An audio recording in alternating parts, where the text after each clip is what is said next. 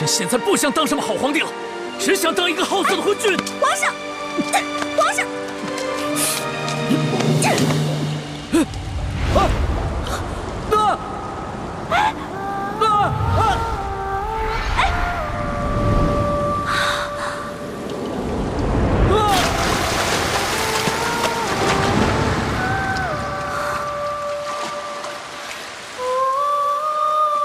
朕现在不想当什么好皇帝了，只想当一个好色的昏君。皇上，能否带他伤的心回家？愿做他掌上的明珠，献上我纯真的祝福。明月照我心，献起礼物，留下无悔的情愫。玉环，上苍一定是听到朕的心声了，一定是咱们的血书佛经，一定是这些感动了上苍。朕要谢谢你，这么大的雨，百姓们有救了，我大清的子民有救了。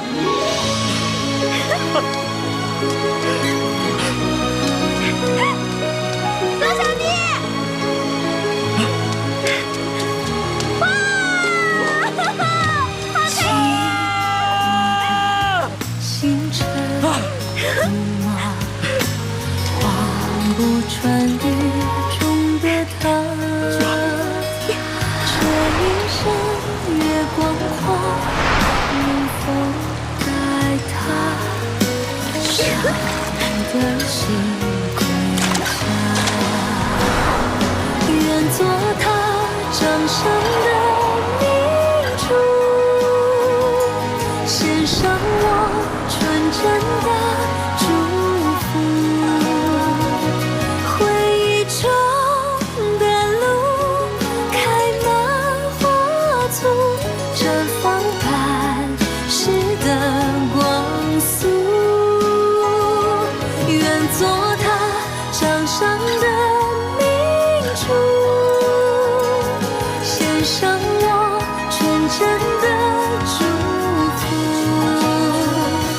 明月照我心，献起礼物，留下无悔的情愫。愿做他掌上的明珠，献上我纯真的祝福。回忆中的路开满花簇，绽放半龙小弟，世的这个送给你，感谢你为天下的黎民苍生做的努力。是的。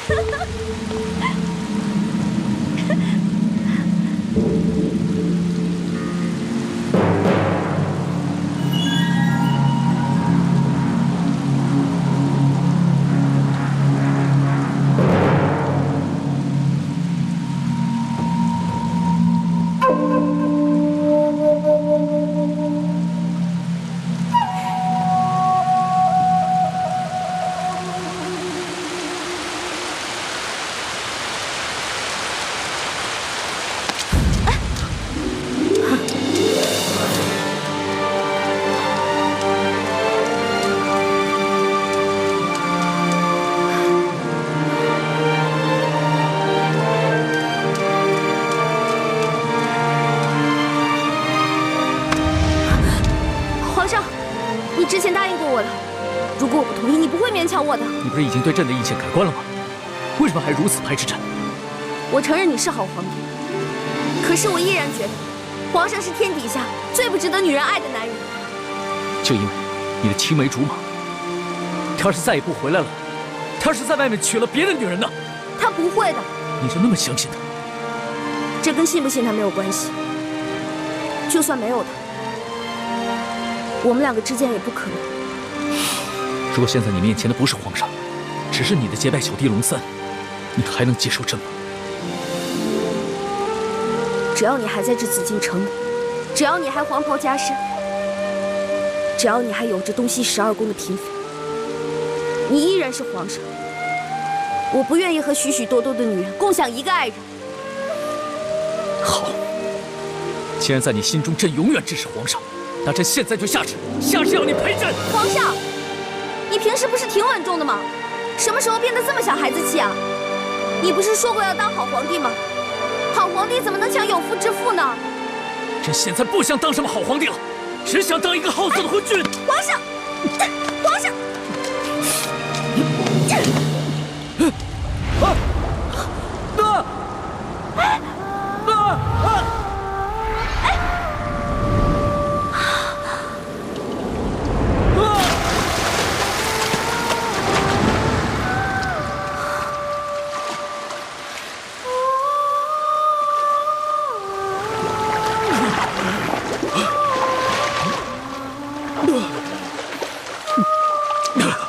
李焕，你……皇上，奴婢又冒犯龙威了，请皇上恕罪。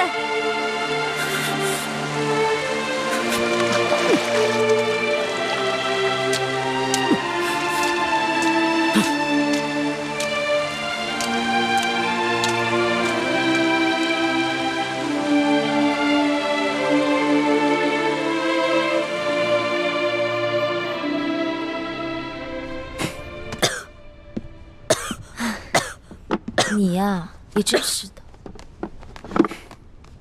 怎么样，得了风寒了吧？谁叫你昨个那么得意忘形的？我怎么得意忘形了？你以为康熙真的是真龙天子？你抱着他，还能遮风挡雨、驱寒取暖？昨天那是误会嘛。好不容易下雨了，当时龙小弟特别兴奋，所以他一抱我，我怎么忍心推开他？龙小弟特别兴奋，所以他一抱我，我怎么忍心推开他呀？你知道，我看到你跟康熙在雨中紧紧地抱在一起，我心里是什么滋味吗？朱哥哥，你生气了？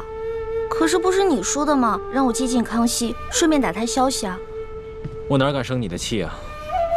我是搬起石头砸自己的脚。小师妹，自古帝王最无情，还是大师兄对你最痴心啊！你可千万不能被康熙的虚情假意所迷惑呀！我没有被他迷惑呀，我知道，我只是把他当成我的兄弟，当成朋友。再说了，康熙对我也很尊重，很容让的。环妹，你对男女情事还是很懵懂，所以当局者迷。但是我跟倾城看得很明白，如果你再继续留在康熙的身边，但是心里不跟他保持一定距离的话，一定会发生变故的。小师妹，你可千万不能对康熙动心啊，不然不仅是对不起大师兄，对不起师傅们，更会让你自己万劫不复啊！徐姐姐，怎么连你也这样说呀？我都快被你们冤枉死了。好了好了，不要再儿女情长了。既然大家已经决定继续留在宫中继续打探，那咱们每个人都必须以大局为重。我知道了，知道了。皇上驾到！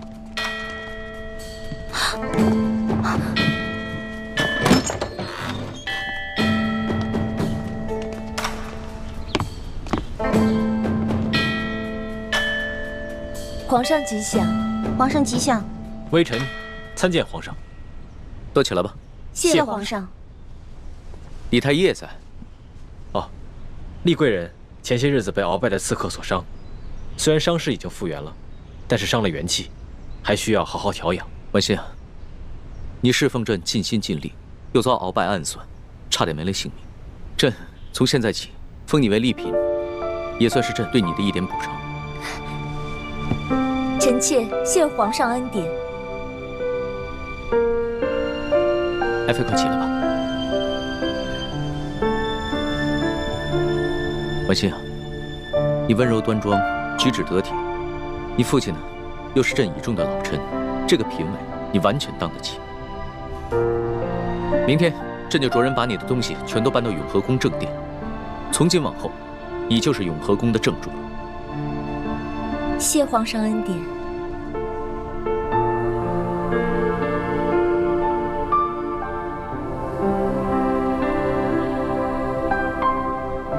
婉欣，身体好些了吗？已经好多了，谢谢皇上关心。那今天晚上就由你来侍寝吧。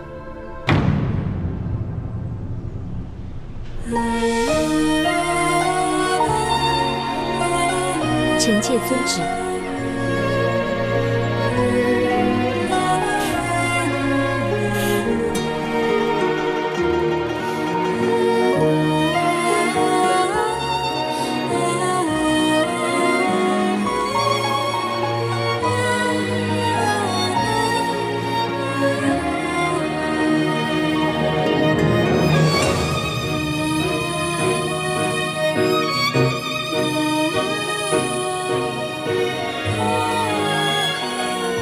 以前在明珠谷的时候，我有很多想不明白的事情，现在总算明白了。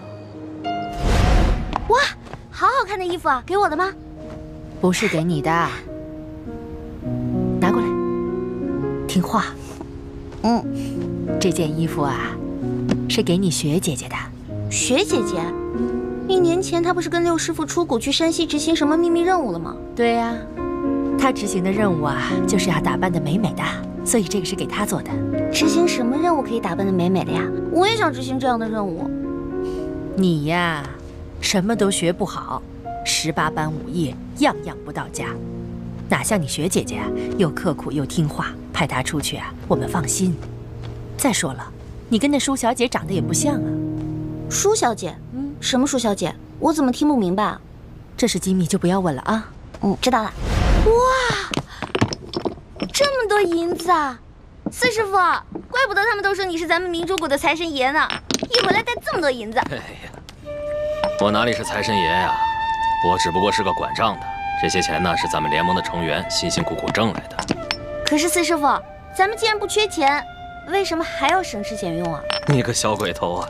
你瞧瞧你朱哥哥啊，他还是太子呢，平日里不也是照样带头省吃俭用吗？啊？对啊。我知道他很节俭，可这些钱够我们花了，他为什么还要那么节俭啊？哎，咱们要光复大明，光靠谷里这几个人远远不够，我们还要招兵买马，那是一大笔巨款，钱要用到刀刃上，平日里的开销啊，自然要能省则省。哇，四师傅，这金镯子好好看啊，是给我的吗？哎，别，你给我，啊，听话。我跟你说啊，本来你是我们未来的太子妃，这谷里的好东西啊，要优先你和太子用。但是呢，你雪姐姐啊，要出外执行特殊的任务，这些东西啊，都是特意买给她的啊。我就知道，这好任务从来不会派给我，就是你们偏心的。哎，你受得了你五师傅在你脸上动刀吗？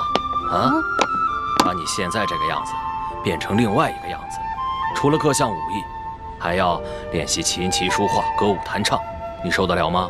什么意思啊？在雪姐姐脸上动刀子，把她变成另外一个人了？明天等你雪姐姐回来，你自然就明白了。啊？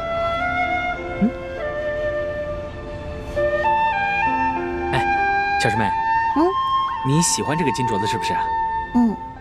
我答应你，等你过生日的时候，我一定送你一个比它还要漂亮的给你。呀，算了吧，金镯子太贵了，咱们1个月才半吊钱，哪买得起啊？你放心吧，我既然答应你了，就一定说到做到。哎，看一下嘛。好，看。大师傅，我回来了。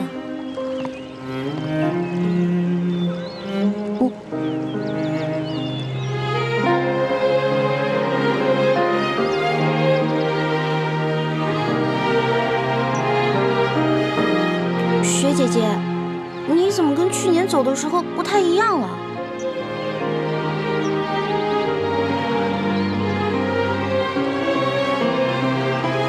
小师妹，我在外执行了1年的秘密任务，就是要努力让自己变成另外一个人。我当时还嫉妒雪姐姐呢，我还觉得雪姐姐每天可以穿那么多好看的衣服，戴那么多好看的首饰，把自己打扮得漂漂亮亮的。可没有想到，她原来这么不容易。何止是她，我们每个人，又有谁容易了？环妹，你那3次侍寝，也是这样，被抬到康熙寝宫的吗？哎呀，那事儿都过去了，也什么都没发生，你就别再提了。看到康熙召倾城侍寝，你的心里是不是滋味？那当然了。不过你别误会啊，我不是吃醋，就是觉得雪姐姐心里的人明明是你，但是现在却呀……你别说了，在这紫禁城的日子，对我来说，是一次最大的考验。我不仅要忍辱负重，跪拜我的仇人和对手，更要眼睁睁地看着他去亵渎你和倾城。总有一天，我要把他那双抱过你的手砍下来，让他以奴才的身份跪在我面前。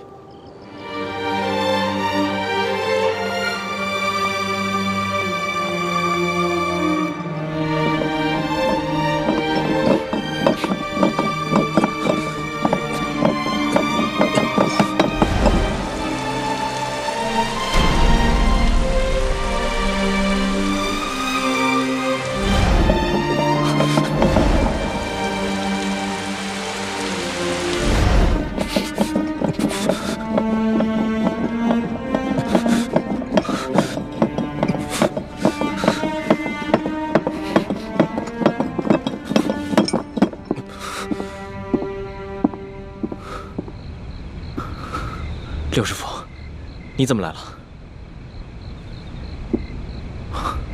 六师傅放心，今夜太医院就我一个人值守。那就好，那你赶紧随我一起去永和宫。倾城今夜侍寝，他得到了很重要的情报。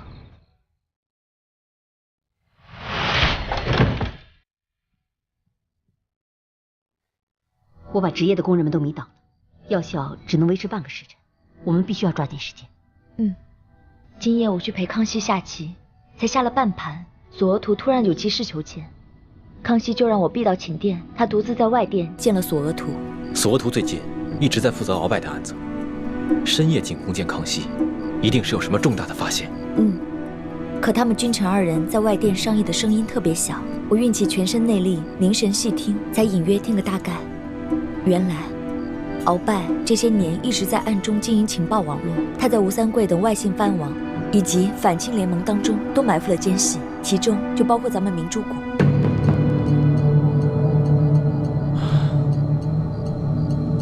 我早该想到的。清廷这些权贵也不是吃素的，我们在向他们内部渗透的同时，他们也会在我们内部埋下棋子。义父赶回明珠谷清查内奸去了，可是明珠谷上下住着800多名来自全国各地的签名遗老，要想查出内奸是谁，恐非短时间内可为。还有，鳌拜为了保命，说什么也不肯把这个情报网络交出来，反而在今夜提出了谈判条件，要求康熙赦免他以前犯下的罪过，放他回府，继续由他执掌这个情报网络，并且直接由康熙负责。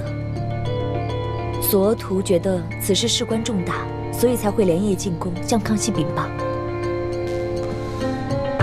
康熙什么态度？康熙忍了鳌拜这么多年，好不容易才险中求胜，岂肯再受挟制？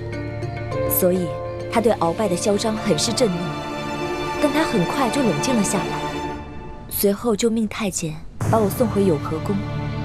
但当我离开的时候，我看到康熙和索额图一起走了，估计是去天牢见鳌拜。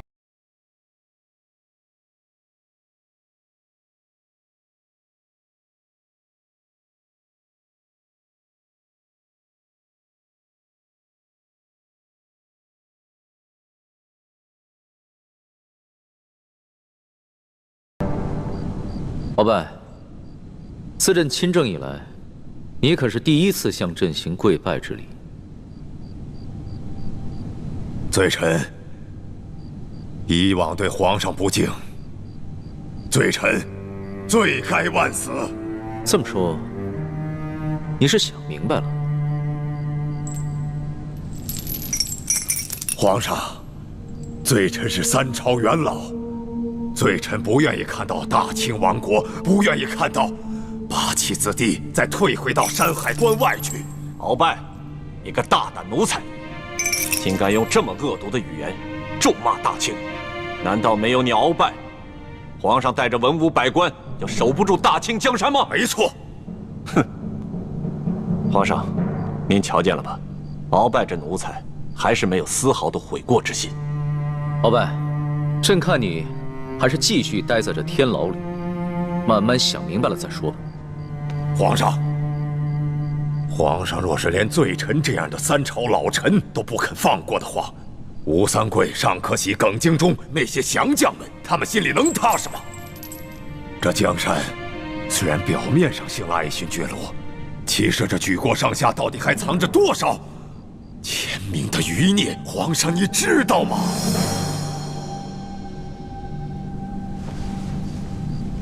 知道，饭要一口一口吃，棋得一步一步下。等朕收拾了你，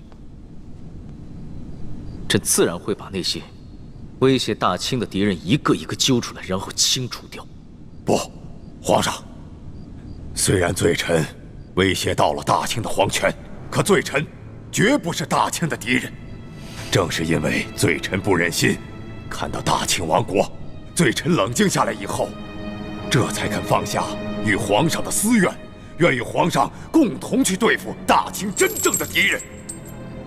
皇上，你既然已经烧了罪臣与朝中大臣们来往的密信，足见皇上你的度量和谋略。那皇上为何就不能再大度一些，恕了罪臣呢？万一康熙和鳌拜谈判成功，对咱们整个联盟是很大的损失啊！当务之急是必须想办法破坏他们的君臣谈判，抢在康熙之前查出鳌拜埋在咱们明珠谷的内奸，除掉这个祸患。眼下唯一能办好这件事情的只有奕欢了。我看得出来，康熙很在意小师妹，今天突然把我从贵人升为嫔，其实就是为了刺激小师妹。康熙把你升为嫔，关奕欢什么事？大师兄，你先别紧张。正是因为小师妹对男女之事很懵懂，所以康熙才会变着法儿试探她。这也说明了，小师妹对康熙只是结拜之意，没有男女之情。这下你可以放心了吧？现在事态如此危急，我也只能顾全大局了。不瞒皇上，这些年罪臣在吴三桂和反清联盟中安插了不少密探。这些密探只听命于罪臣一人，若是皇上杀了罪臣，他们就会变成聋子、瞎子。哼，鳌拜，鳌拜，朕听明白了。你虽然嘴硬，但是你还是想活。这样吧，你交出你手下的情报网，朕就饶你不死。事到如今，咱们君臣就打开天窗说亮话吧。皇上让罪臣重获自由，戴罪立功，这情报网由罪臣负责管理，否则罪臣就把这多年来建立的情报网一起带进坟墓。大胆奴才，死到临头了，还敢跟皇上提条件？你是在要挟皇上吗？不是要挟，是请求。罪臣请求皇上，为了大清，不要再两败俱伤了。罪臣已经拿出了最大的诚意，皇上是不是也该拿出点诚意来呢？鳌拜，你要是真有诚意，就应该先交出大补丸的解药。这大补丸的解药，恕罪臣不能交。那李氏兄妹二人绝非善类，若是罪臣不能活着出去，亲自查清他们李氏兄妹二人的真实身份，那罪臣就算是拼上一死，也会拉着李氏兄妹二人陪葬，算是为皇上除去这一大隐患，也算是罪臣为了皇上，为了大清国，尽最后一次忠吧。鳌拜，你是不是看到自己死到临头了，想拼着一死，除掉皇上身边2个最得力的人吧？你是想为你自己报仇吧？索图，你若是为着与我的私仇，去包庇那李氏兄妹二人，那你就是在养虎为患，你定会成为大清的罪人。鳌拜，你不用再挑拨离间了。李氏兄妹对朕到底是忠心，还是另有企图，朕自有办法验证清楚。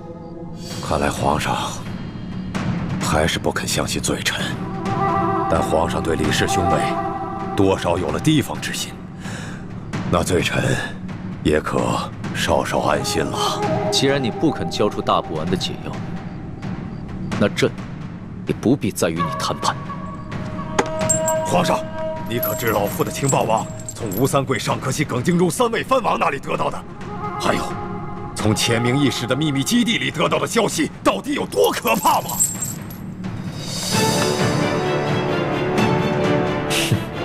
危言耸听！不，皇上，绝非是危言耸听。只要皇上能够答应罪臣的条件，那罪臣马上就告诉皇上一件有关反清联盟的绝顶机密。皇上，罪臣保证，这条消息绝对值得你放了罪臣的。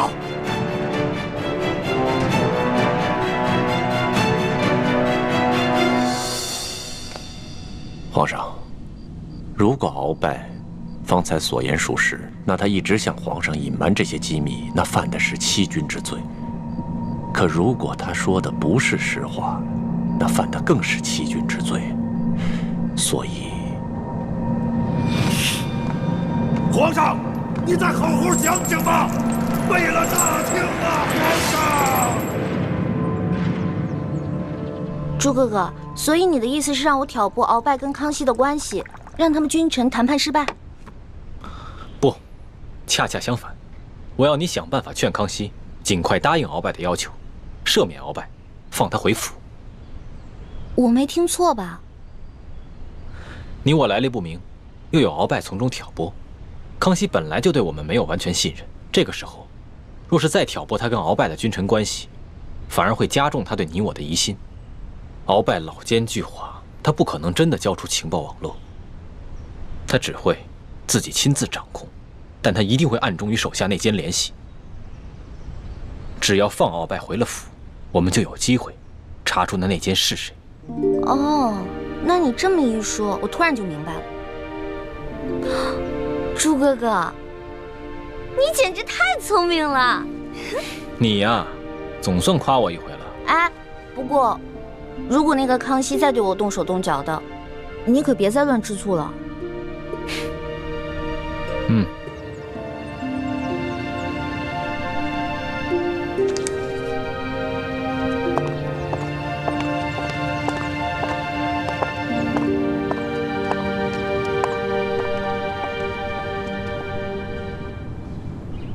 皇上吉祥。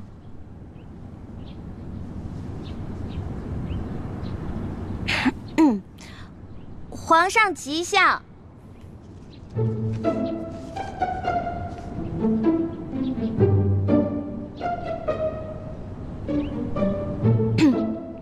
皇上吉祥。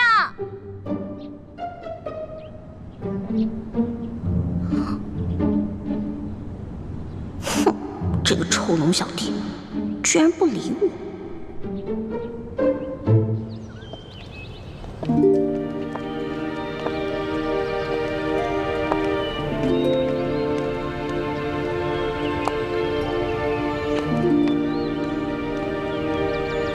你们都下去吧，我想一个人走走。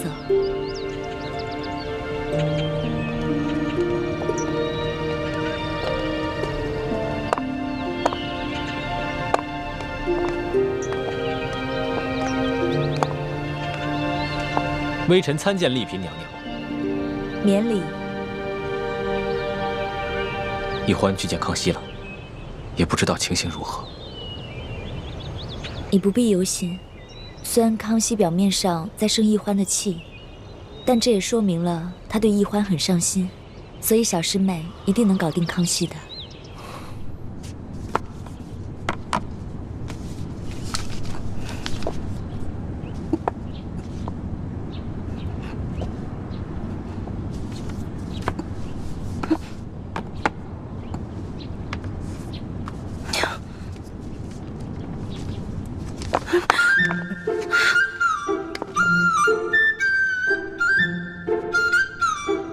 师叔姑娘，注意你的仪态，在皇上面前失仪是大罪。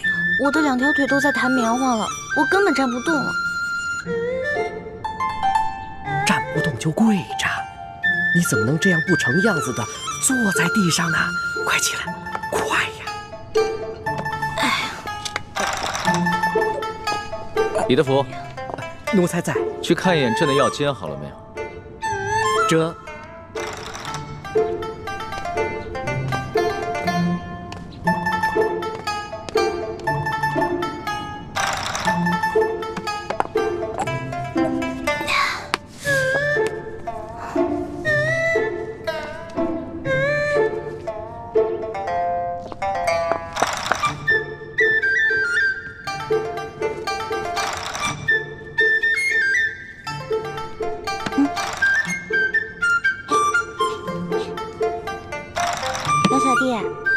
咱俩好有缘啊，不愧是结拜的兄弟。你看，你也在吃药，我也在吃药。我受风寒了，我刚来之前，我哥哥给我准备了一大碗药，我刚喝了呢。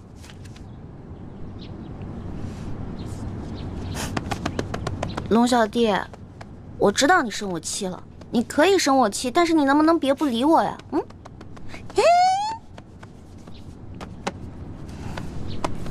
好吧，既然皇上不想看到我，觉得我在这里碍你眼，那我走就是了。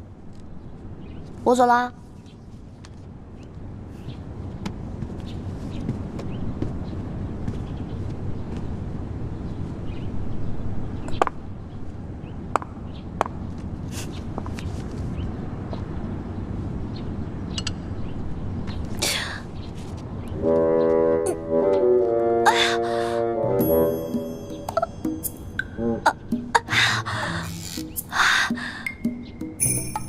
你要过来你就输，我再催动内力，逼点冷汗出来。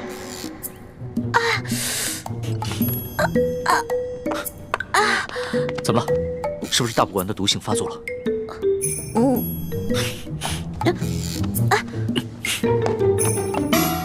但愿一切顺利吧。如果能早点查出内奸是谁，我们也能早点撤出紫禁城了。那我先走了。等一下。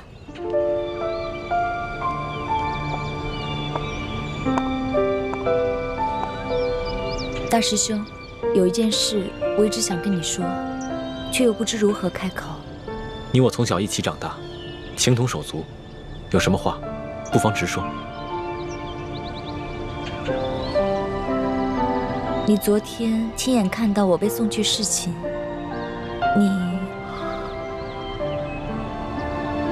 倾城，你为光复大明的大业，不惜牺牲自己的清白。这份高义，朱慈轩刻骨铭心，永不敢忘。本来我也做好了牺牲一切的准备，可没想到，其实到现在，我还是个清白之身。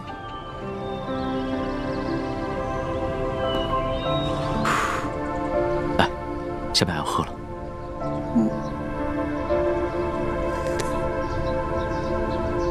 怎么样，好些了吗？你不生我气了，龙小弟？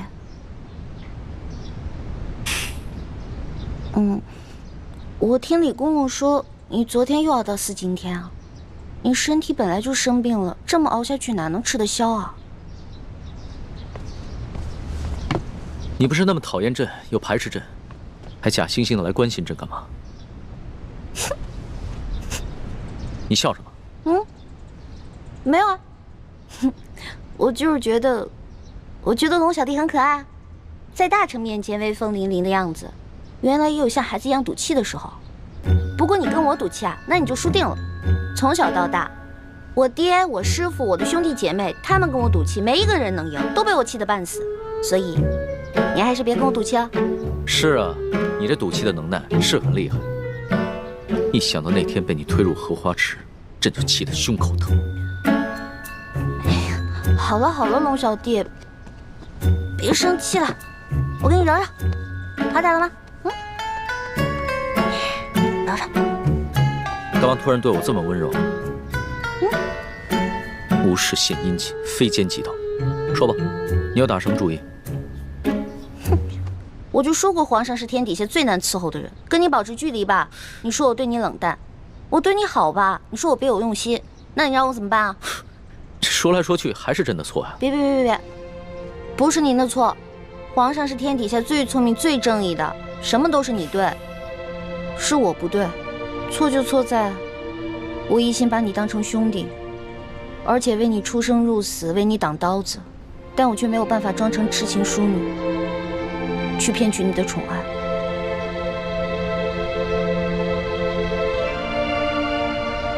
朕已经明白，你只是把朕当成兄弟罢了。君子戒之在德，朕不应该太贪心了。放心吧，以后朕不会再勉强你了。你的意思是，康熙没有碰你？难道他对你起了疑心？不是，他没有怀疑我，是因为鳌拜和吴三桂都曾选送过不少秀女入宫，意图迷惑康熙。康熙早有察觉，他担心自己沉溺于男女欢爱中，消磨志气，所以虽然他时常宣后宫嫔妃侍寝，但大都只是做做样子，实际上他全部的心思都在政事上，对男女之事并不上心。没想到，康熙不仅有勇有谋，城府深沉，居然还有如此不同寻常的意志。以前他一心想要扳倒鳌拜，真正掌握朝政大权。可如今，鳌拜已经下狱，还有很多棘手的事情需要善后，他根本无心接近女色，所以，他并不是真正喜欢我。康熙不是真的喜欢你，对我们光复大明来说，不是好事，但对于你来说，却是一件好事。现如今，我已经不需要再牺牲自己的清白向康熙邀宠，就算他非要我侍寝，我自有办法让他无法亲近我，是因为我早就心有所属了。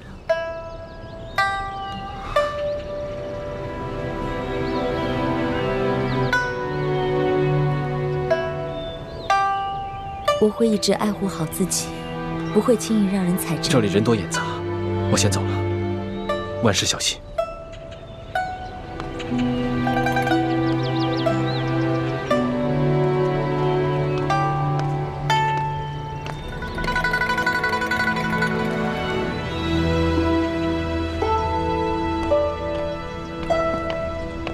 李公公，来，给我吧，我来侍奉皇上吃药。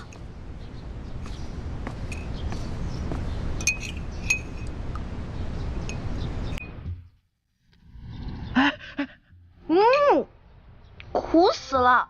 哇，龙小弟，你太勇敢了！快，趁热把这药喝了。哎，慢着，赤淑姑娘，咱们奴才给皇上试药，要把那个药啊倒到另外一个碗里。你这皇上的龙碗都沾上了你的口水，你让皇上怎么喝呀？对不起啊，要不然你再重新煎一碗。不必那么麻烦了。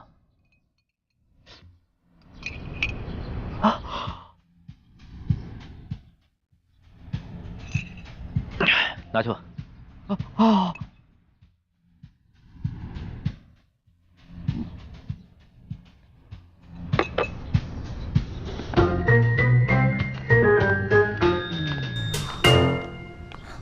龙小弟，对不起啊，我给忘了，所以没守规矩。没事，朕又不是没吃过你的口水。你忘了，在摘星楼的时候，咱们俩偷吃御膳，那个时候你还带了山葡萄酒。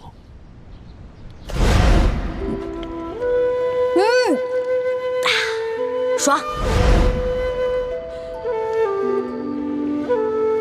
怎么样？哎啊，是好酒。哦，那个呀，龙小弟还记得那天的事儿啊？当然了，朕会永远记得。朕相信，你也都记得。嗯，你这娇羞的样子倒还挺可爱的。对了，那个山葡萄酒呢？还有吗？朕一直惦记着那个味儿呢。有，我还留了一点呢。等过段日子你把鳌拜的案子结了，我拿出来，咱们好好庆祝庆祝。鳌拜，朕正在为此事纠结呢。这有什么可纠结的呀？鳌拜这个人圈地擅权，还给皇上下毒，哪一条不是死罪啊？我看呀，直接把他的罪行公布于众，直接给他，不就完了吗？你当是切西瓜呀？哪有那么容易啊？不说别的，就为了你的大补丸之毒解药还在鳌拜手上，朕就不能砍了他的脑袋。是啊，虽然我哥哥一直在研究怎么把大补丸的解药研制出来，一直都不行。而且每当我大补丸这个毒性一发作，就会痛不欲生。龙小弟，你有什么办法能逼鳌拜交出大补丸的解药吗？要让鳌拜交出大补丸的解药，只有一个办法，就是答应他的条件。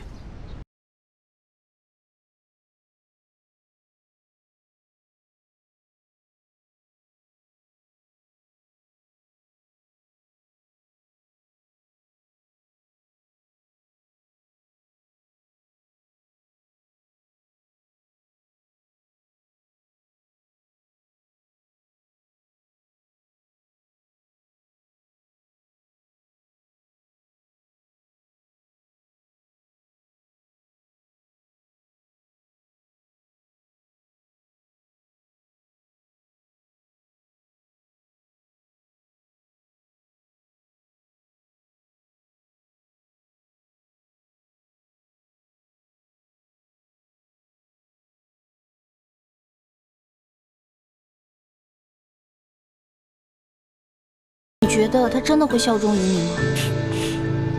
朕才不会相信他呢。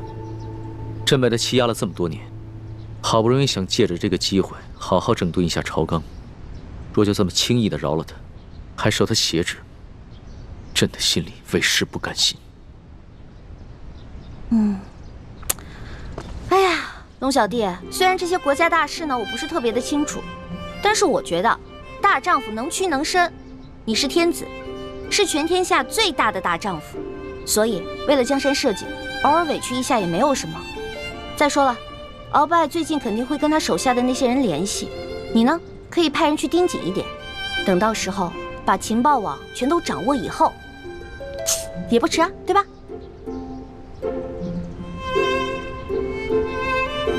你说的对，朕是天子，是天底下最大的大丈夫。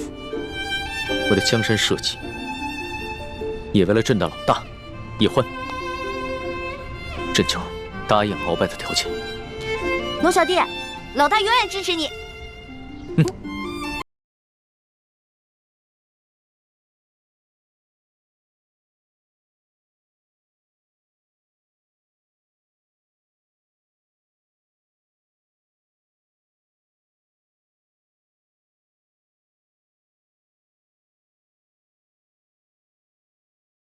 罪臣定会每月按时送上2颗解药，以保世淑姑娘和李太医的平安。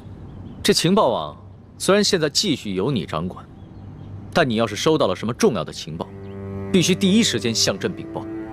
皇上放心，为了回报皇上的宽仁，也为了我大清的江山社稷，更为了罪臣这颗悔罪的诚心，罪臣定会好好的打理这情报网，并随时向皇上汇报。鳌拜，你说你在吴三桂、耿精忠、尚可喜以及反清联盟中都安插了眼线，这么多年，你可搜集到什么重要的情报？皇上，可否先让无关人等回避？你们先退下吧。这，皇上，这鳌拜虽然现在认了罪，可是他武功高强，万一他突然行刺，这外面的侍卫根本来不及护驾。虽然现在认了罪，可是他武功高强，万一他想行刺您，这外面的侍卫根本来不及护驾。不如让我留在这儿，还能帮您抵挡一阵呢。您觉得呢？好了，你既然不想出去，那就留下吧。是。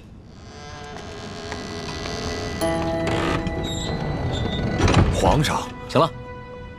叶欢是皇宫里边朕最信任之人，也是朕最心爱之人，你但说无妨。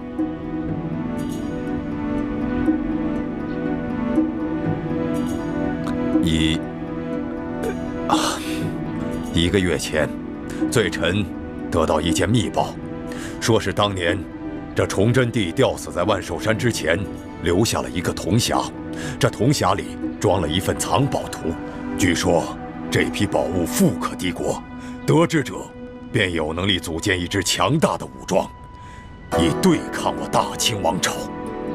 难怪当年多尔衮进京之后，没有搜到什么值钱的宝物。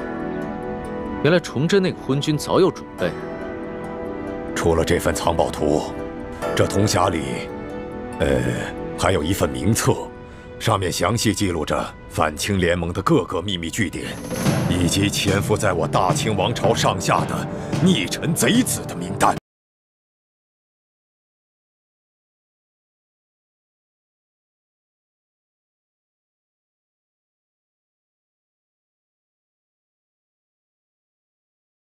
心叵测之人。哎呀！花儿，你怎么了？没事儿。皇上，奴婢的头疼病又犯了，能不能让奴婢回奴婢的永乐斋休息一会儿啊？肯定是你刚服下了解药，这毒性还未清除。这样吧，你到朕的玉榻上休息一会儿。啊，不用了，这皇上的玉榻，奴婢怎么敢去躺呢？你什么时候跟朕这么客气了？啊？你必须得在朕面前变得好好的，要不然呢，朕不放心。来，走吧。皇上，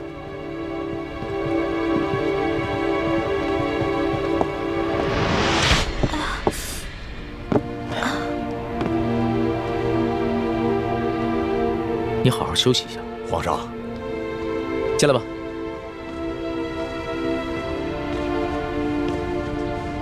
那个铜匣现在在何处啊？回皇上，当年多尔衮得到了这个铜匣，却未解其意，所以把这铜匣连同其他物品一起收入到了国库。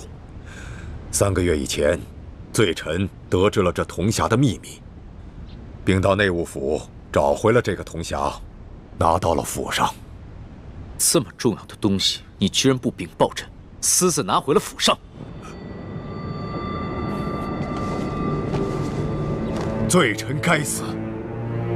不过，皇上已经派人查抄了罪臣的府邸，想必那铜匣现在已经送回到大内的宝库了。来人，奴才在。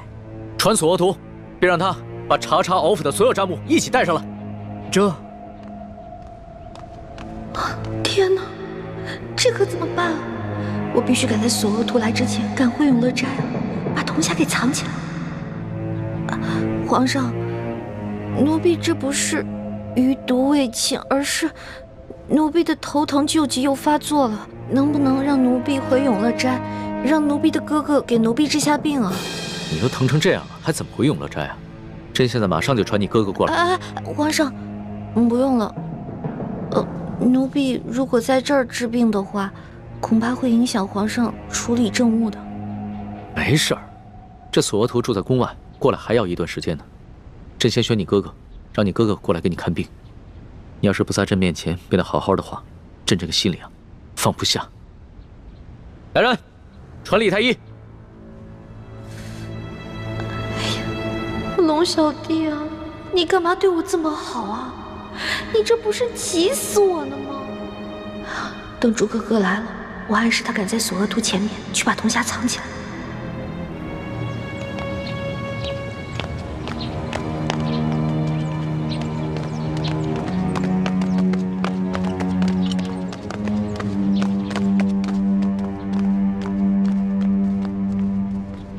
禀皇上，李太医采买药材去了，只有蔡太医当值。猪哥哥一定是去慈航药铺跟爹接头了。哎呀，猪哥哥，你这次出宫的可不是时候啊！世淑姑娘突然头晕，你过来给她瞧瞧。是。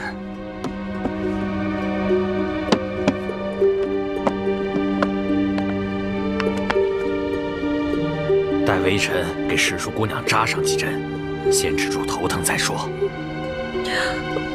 皇上，哎呀，奴婢的头疼好像好了。皇儿，你可不能因为害怕扎针，就不配合太医给你治病啊！没有，是真的，奴婢的头疼就是这样，来得快，去得也快。奴婢现在已经没事了。真没事了？真没事了。好吧，你先退下。是。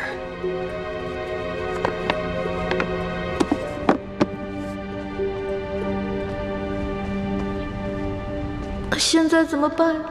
嘿，完了完了，这下死定了！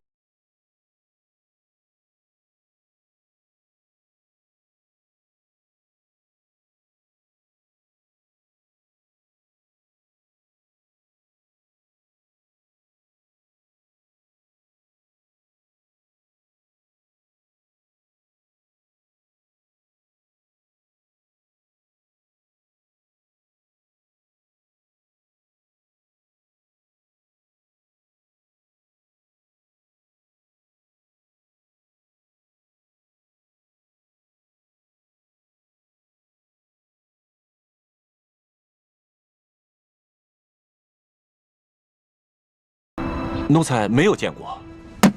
大胆索额图，朕让你查抄敖府，你就借机中饱私囊。若是平常的宝物也就罢了，朕就不跟你计较了。但是这个铜匣关乎到我大清的国运，到现在你还不肯交出来，你有多少脑袋让朕砍呢？皇上，奴才对您不敢有所隐瞒呐。奴才这次查抄鳌拜府，确实是小捞了一笔。可都是些普通不过的金银珠宝啊，奴才实在是没见过什么铜匣子。哦，对了，皇上，那天查抄鳌拜府，世淑姑娘她也去了。皇上，奴婢全招了。奴婢是顺了好多金银财宝，可是那是索大人说的呀。索大人说那是皇上您默认了的。索额图不敢撒谎，那这个铜匣一定是被你顺走了吧？皇上，你也知道，奴婢就是个糊涂虫。那天顺了那么多东西，高兴的都忘记东南西北了，哪还记得有没有什么铜匣呀？那铜匣是不是在永乐斋啊？如果是被我顺走的话，当然是放在皇上赐我的永乐斋啊。好，那朕就亲自去跟你看一看。对了，这件事情不许让任何人知道。尤其是太皇太后，你们二人听明白了吗？这，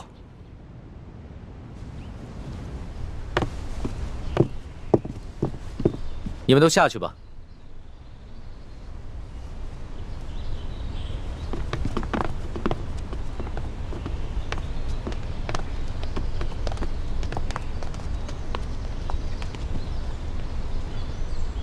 老大，你把东西放哪儿了？我怕你给我派过来的太监宫女手脚不干净，所以我就把那些都藏在床底下了。不过你是皇上，你肯定不能跟我一起钻床底吧？还是奴婢去吧。哎，你个笨丫头，朕是不能跟你一起钻床底，但是朕可以跟你一起把这个床挪开，对吧？您说的对。老大，这个铜匣还真在这儿呢。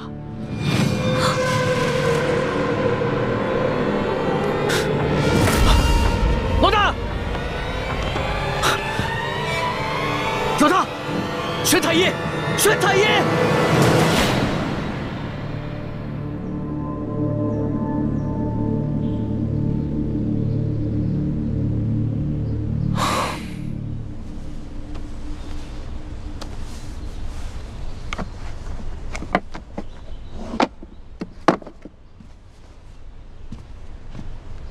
皇上，臣妹一时旧疾发作，晕了过去。那他这个头疼的病，有根治的办法吗？他这病，打一出生就落下了，时不时就会发作。微臣想尽一切办法，也没办法根治。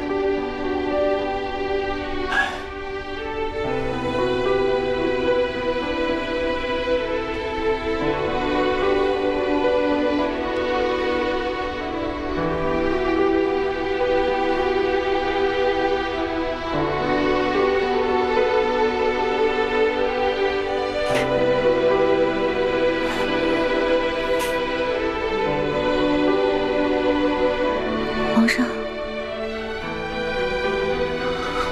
大哥，你也在啊？啊，老大，你好些了吗？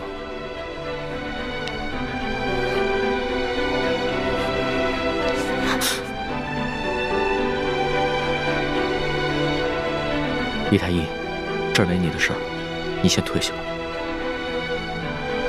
微臣告退。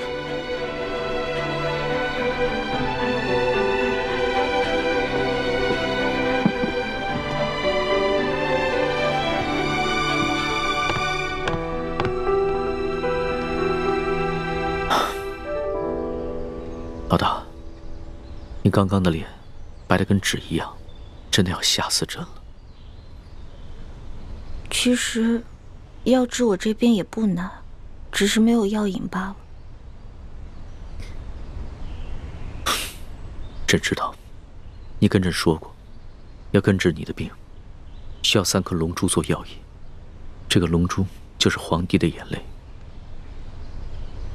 只不过，朕自8岁登基以来，面对风云诡谲的诸多变局，性子早已磨得极为坚韧，恐怕真的流不出来了。我知道呀，你是皇上，是天子，岂能轻易流泪？不过如果想要你流眼泪的话，挺简单的，直接灌你1碗辣椒水，别说是3滴了，就是1盆也没问题。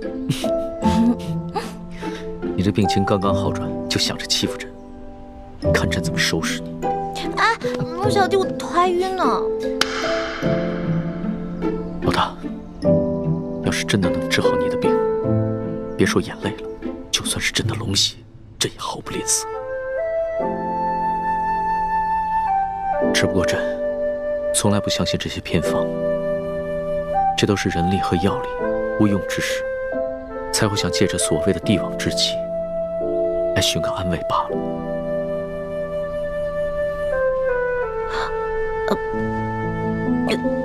来，皇上，那个铜匣子找到了吗？当然找到了，肯定是你这个小迷糊，觉得这个铜匣精致漂亮，就把它顺回来了，是吧？我从来都没有见过这么大一笔财富，所以顺了一些回来。龙小弟不会怪我吧？不会的。哎，还好啊，这个铜匣子已经找到了，而且啊，没有被太皇太后知道，要不然啊，朕都不知道怎么保你了。哇，这个铜匣好漂亮啊！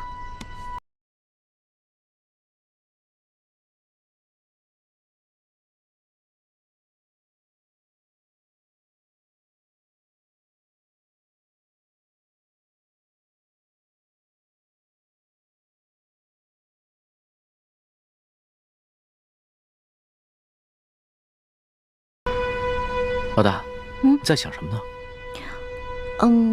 我在想，如果这个匣子里面全都是钱明的藏宝图，那龙小弟你就发大财了。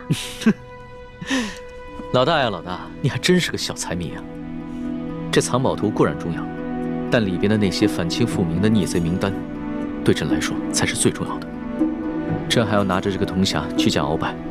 老大，你就先好好养着啊。好。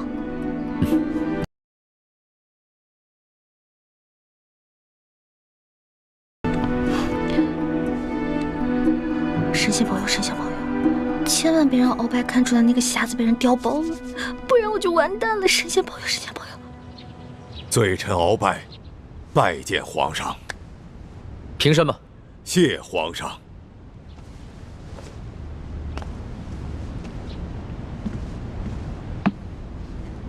鳌拜，你瞧瞧，这个铜匣，是否就是之前你私自从国库里拿的那个？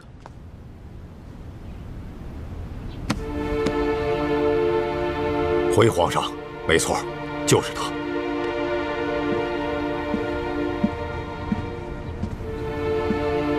皇上，这铜匣子为什么会在李欢的手中？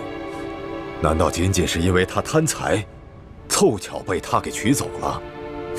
罪臣的府上有太多值钱的金银珠宝，为什么他偏偏选上这个？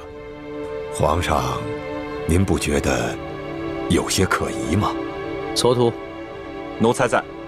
之前你和奕欢一起去查抄敖府的时候，奕欢是怎么得到这个铜匣子的？可有什么异样？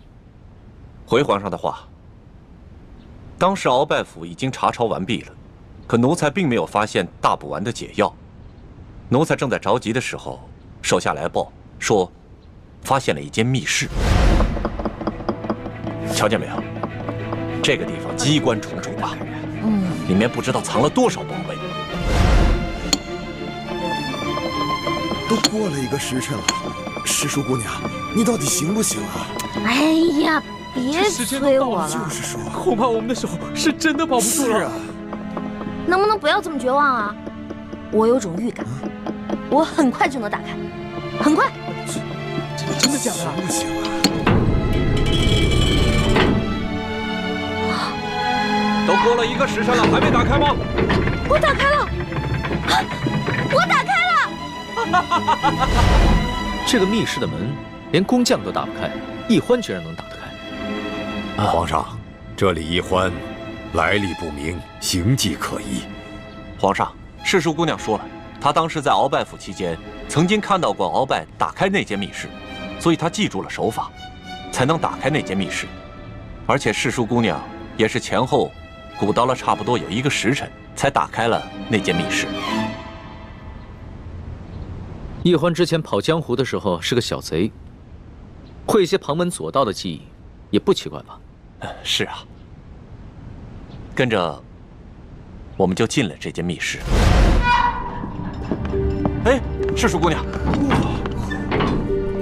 没想到啊，这鳌拜老贼的密室里，珠宝多的比皇宫里还多。可不嘛。大人，要不然这样，咱俩呢先挑点，剩下的入账，您觉得呢？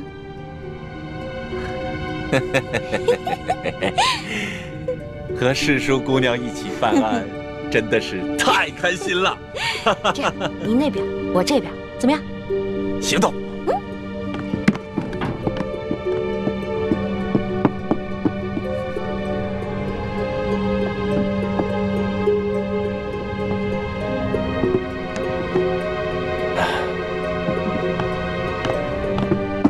哎，世淑姑娘，你这就挑好了？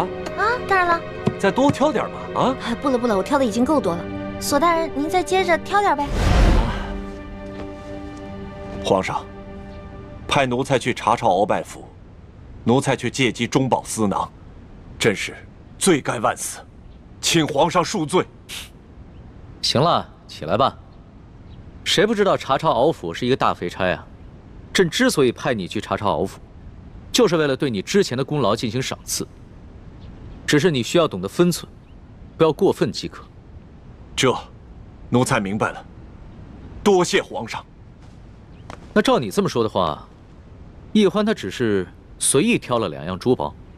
是，世淑姑娘将一尊玉观音，还有一些珠宝，连同这个匣子，装在一个大箱子里就带走了。她可能看到这个匣子造型独特，所以顺手就拿走了。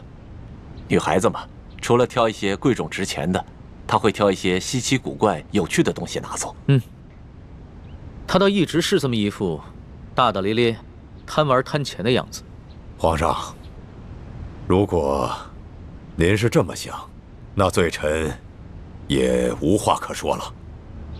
鳌拜，你说李氏兄妹是前明的余孽，他们接近朕是为了得到这个铜匣，那他们都已经得手了，为何不就此远走高飞？而且朕之前去永乐斋拿这个铜匣的时候，他们为何也毫不在意？皇上，刚才李易欢突然头疾发作，一时想要独自回永乐斋，一时又要李太医过来问诊，说不定他是故意装病，想利用这个时间去转移这匣子，只是阴差阳错没得逞罢了。不对，易欢不是装病，刚才回到永乐斋的时候还晕倒了，朕能看得出来，那绝非伪装。那皇上这样认为，就算是罪臣，多疑了吧？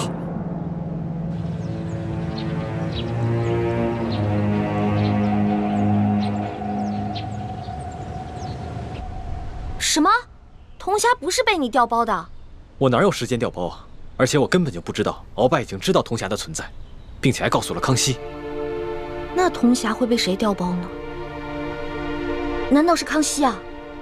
不可能是他，他也是突然听鳌拜提起铜匣，连铜匣的样子都没见过，怎么可能来得及伪造一个赝品呢？那个赝品伪造的极为精致，几乎可以以假乱真。我想鳌拜多半没有看出来那个铜匣被调包了，不然康熙肯定会对我兴师问罪的。小师妹，你如何认出铜匣被调包了？是这样的，那个铜匣上不是雕着一条龙吗？龙上面有一颗珍珠，我见那颗珍珠长得特别可爱，我就上去撬啊撬，结果上面就留下了一道很浅很浅的痕迹。真是胡闹！万一不小心触动了机关，那铜匣里的宝藏图和名册就被您给毁了。我知道了。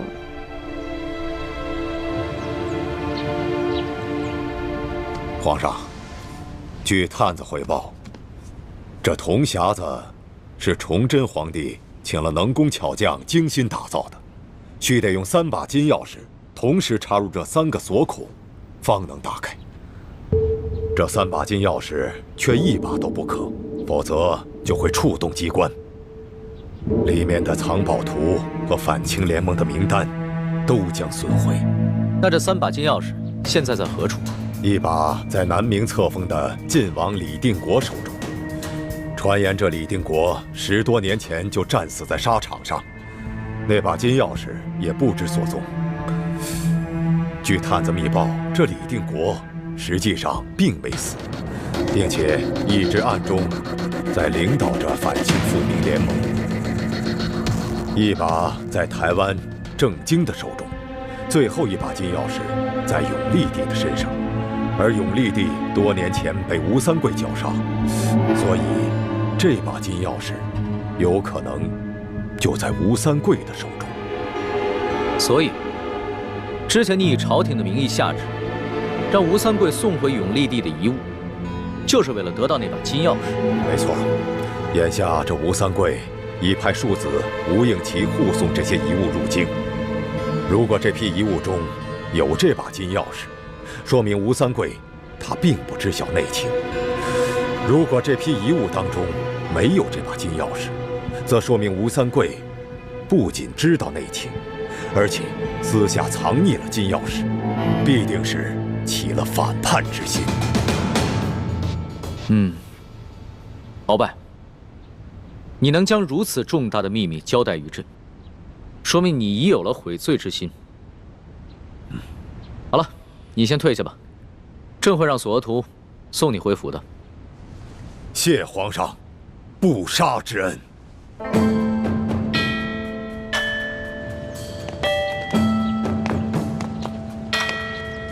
索额图，老夫有一事相求。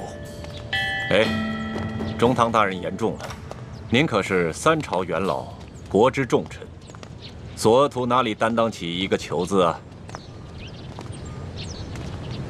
老夫以前虽是令尊索尼大人的政敌，可如今你正受皇上恩宠，风光无限，老夫却已落到这步田地了。还望索大人不要再记恨老夫了。中堂大人言重了，天意难测，也许中堂大人早晚有东山再起之日。这也未可知啊。嗨，你就不要再说这种话来挤兑老夫了。老夫今日所求之事，并非是为了一己私利，而是为了我大清的江山呐。哦，为了大清的江山社稷，这么重要的事情，敖大人为什么不刚才当着皇上的面把话说清楚呢？反而要跑到这儿对着我索额图私相授受。皇上哪儿还听得见老夫的话呢？索大人，请务必盯紧李太医和李易欢兄妹二人。哎呀，我说中堂大人，您还是省省吧，别老想着去报复李氏兄妹了啊！你，哎，索大人，老夫真的不是为了报复。眼下皇上正在迷恋李易欢，听不进去老夫的话。老夫越想越觉得李氏兄妹二人来历不明，身份可疑。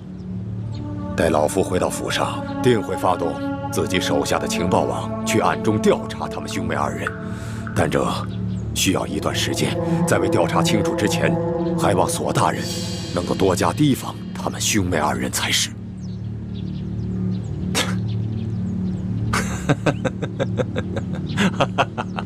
哎呀，我说中堂大人，你是不是在天牢里关了这么几天，给关傻了？你难道不知道吗？他们李氏兄妹现在是皇上眼中的大红人，你竟然挑唆我索额图，去帮着你对付李氏兄妹，我会傻到帮你去逆龙鳞吗？